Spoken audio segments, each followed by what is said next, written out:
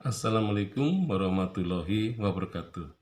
Dalam penggarapan sebuah museum, maka diperlukan komitmen bagi orang-orang yang terlibat di dalamnya.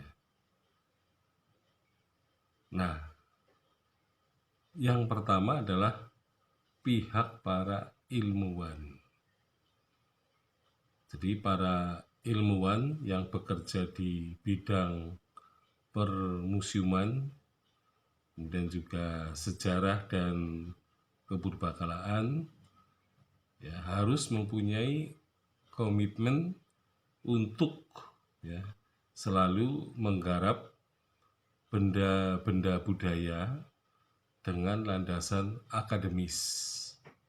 Jadi memang harus didukung oleh riset akademis bagi sebuah museum yang akan dikembangkan. Nah, mengapa harus akademis? Ya karena landasan akademis ini sangat penting ya, terutama untuk bisa menyusun gitu ya sejarah dan juga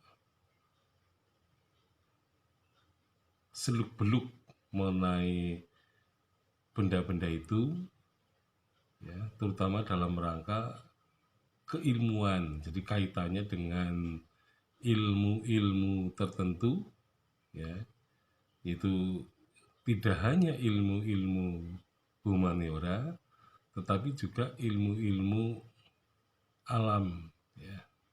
Jadi sebenarnya antara ilmu-ilmu alam dan ilmu-ilmu humaniora, ilmu-ilmu kebudayaan ini memang selalu terkait ya. Jadi tanpa adanya keterkaitan itu maka tidak mungkin ya kita bisa menyusun pengertian yang menyeluruh ya, yang komprehensif mengenai seluk-beluk benda-benda budaya yang menjadi koleksi dari museum.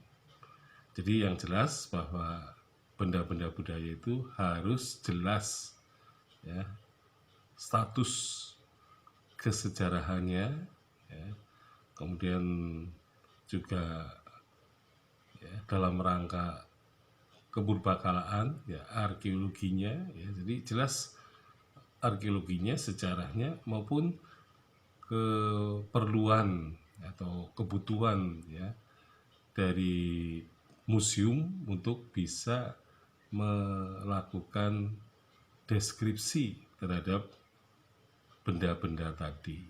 Nah itulah jadi pekerjaan ilmuwan memang harus melakukan riset ya, yang tentu saja berlandaskan akademis.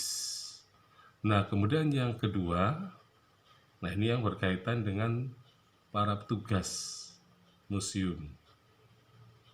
Jadi kalau ilmuwan itu harus akademis, maka para petugas museum itu menangani benda-benda budaya itu dengan landasan administratif kebudayaan.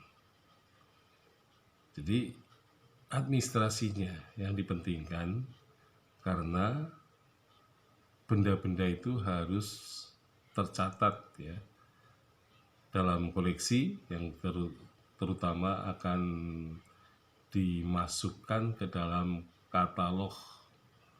Jadi katalog itu akan menjelaskan benda-benda tertentu dengan fungsi tertentu, dengan ciri-ciri tertentu yang tercatat di dalam katalog. Jadi katalog itu merupakan bukti pengadministrasian terhadap benda-benda koleksi museum. Nah, mengapa harus diadministrasi?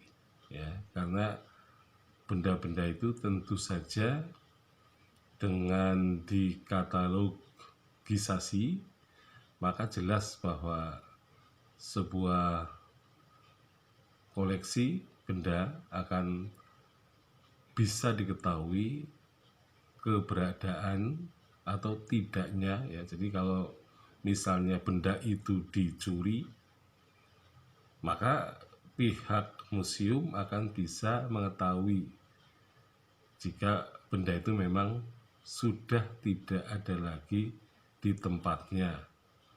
Ya, jadi pencurian koleksi museum ini adalah suatu hal yang sering terjadi ya.